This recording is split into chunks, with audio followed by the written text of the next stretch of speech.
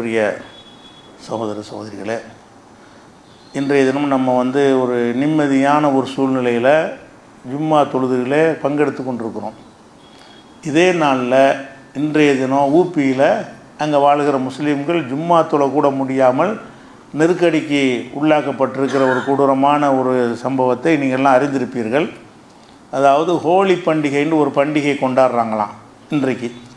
அந்த பண்டிகையை வைத்து என்ன செய்கிறாங்கன்னு கேட்டால், நாங்கள் பள்ளிவாசல் போகிற இடத்துலலாம் நாங்கள் இந்த கலர் பொடி வண்ண பொடிகளை தூவாங்க, கலர் தண்ணியை கரைச்சி ஊற்றுவாங்க. இந்த மாதிரியான காரியத்தைலாம் நாங்கள் செய்வோம் அப்படின்னு ஒரு கூட்டம் டிக்ளேர் பண்ணிவிட்டு, அதில் பள்ளிவாசலில் விதிவிலக்கு இல்லை, நாங்கள் போகிற வழியில் பள்ளிவாசல் இருந்தால் பள்ளிவாசலில் என்ன செய்வோம், சாயத்தை புதுசாக அன்றைக்கி தான் ரம்ஜானுக்கு பெயிண்ட் அடித்து புதுசாக பெயிண்ட் அடித்து வச்சுருப்பாங்க, அதுக்கு மேலேயும் ஒரு பெயிண்ட் என்ன செய்வான் ஊற்றி விட்டு போவாங்க. இந்த மாதிரி நாங்கள் செய்வோம், அதோடு சேர்த்து செருப்பு கல் இதெல்லாம் வீசுவாங்க அதில். இந்த மாதிரி நாங்கள் செய்வோம்னு டிக்ளேர் பண்ணுறான். ஒரு அரசாங்கம் என்ன செய்யுதுன்னா, அந்த மாதிரி ரவுடிகளுக்கு பணிஞ்சு போய் அவங்க அப்படி தான் வீசுவாங்க, நீங்கள் என்ன செய்யுங்க பள்ளிவாசலுக்கு தார்பாய் போட்டுக்கிறங்கன்னு சொல்லி எல்லா பள்ளியும் தார்பாய் போட்டு வச்சுக்கிறாங்க. எல்லா பள்ளிவாசலுக்கும் உங்கள் பள்ளிவாசல் மேலே அந்த பெயிண்ட் ஊற்றக்கூடாதுன்னு நினச்சிங்கன்னு சொன்னால் பள்ளிவாசலை தார்பாயினால் மூடிக்கிறங்க, ஒரு அரசாங்கம் செய்யக்கூடிய ஒரு நிலைமை. அதுபோக நீங்கள் ஹோலி பண்டிகை வருஷத்துக்கு ஒருக்கா தான் வருது, நீங்கள் வாரம் சும்மா தொழுகிறீங்க, அதனால் இப்போ நீங்கள் வீட்டில் தொழுதுக்கிறங்க, பள்ளிவாசலுக்கு வராது. இந்த மாதிரியான அடிப்படையில் அந்த மக்களை ஒரு பதட்டத்தில் வைக்கிற மாதிரி செஞ்சு எல்லா பள்ளிக்கும் தார்பாய் போட்டிருக்கிறாங்க. பார்த்துருப்பீங்க, புகைப்படங்கள்லாம் வீடியோக்கள்லாம் பார்த்துருப்பீங்க.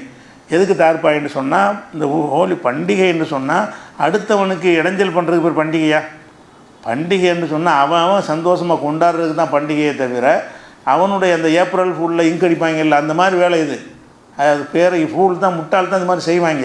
அப்போ ஏப்ரல் ஃபூல் மாதிரி நம்ம போயிட்டுருப்போம், என் சட்டையில் மைய தட்டி போயிடுவாங்க, அடுத்து மாற்ற சட்டை கூட எனக்கு இருக்காது. அந்த மாதிரியான ஒரு காரியத்தை எல்லாம் ஒரு கொண்டாட்டங்கிற பேரில் செஞ்சு அதை நம்புறவன்ட்டு செஞ்சுட்டு போ, நம்பாது முஸ்லீம்கிட்ட எதுக்கு இதை செய்கிறான்னு கேட்டால் வம்பு வளர்க்குறதுக்காக தான் செய்கிறாங்க.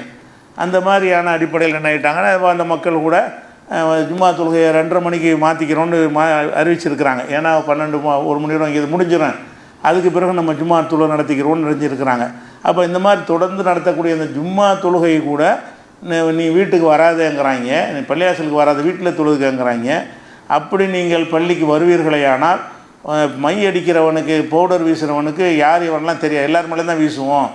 அதனால் என்ன செய்யுங்கன்னா, அந்த தார்பானின்னா கொரோனா நேரத்தில் ஒரு ப்ளூ கலரில் சட்டை மாதிரி போடுவாங்கள்ல, கோட்டு மாதிரி போட்டு இறங்குவாங்கள்ல, கொரோனா டயத்தில் எல்லோரும் அந்த தொற்று வரக்கூடாது டாக்டர்லாம் போட்டிருப்பாங்கள்ல, அந்த மாதிரி ஆடை அணிஞ்சிக்கிட்டு பள்ளிவாசலுக்கு போ, நாங்கள் மை அடிக்க தான் செய்வோம், உன் வெள்ளை சட்டையில் மை படக்கூடாது. அங்கே உள்ள ஒரு அதிகாரி, ஒரு வாரிய தலைவர், முக்கியமான பிஜேபி தலைவர் பகிரங்கமாக டிக்ளேர் பண்ணுறாரு, நீ பள்ளிவாசலுக்கு போனீங்கன்னா நாங்கள் மை அடிப்போம், யாருன்னு பார்க்க மாட்டோம், இதுக்கு நீ அது மத சகிப்புத்தன்மைன்னு ரசிச்சுக்கிட்டு போயிடணும். நீ அப்படி இல்லை என்று சொன்னால் நாங்கள் அடிப்போம். நீ ஒரு சட்டையில் மைப்படக்கூடாதுன்னு நினைத்தாயானால் நீ தார்பானியில் சட்டையை போட்டுக்க, அதில் தான் மை படாதில்ல, இந்த கலர் இதில் மைப்படாது, அது மாதிரி செஞ்சுக்கிட்டு உன் சட்டையை காப்பாற்றிக்கன்னு சொல்கிற அளவுக்கு இந்த சட்டம் ஒழுங்கை காப்பாற்ற கடமைப்பட்டிருக்கிற ஒரு அரசாங்கம் என்ன பண்ணுதுன்னு கேட்டால், அவங்க அப்படி தான் செய்வாங்க.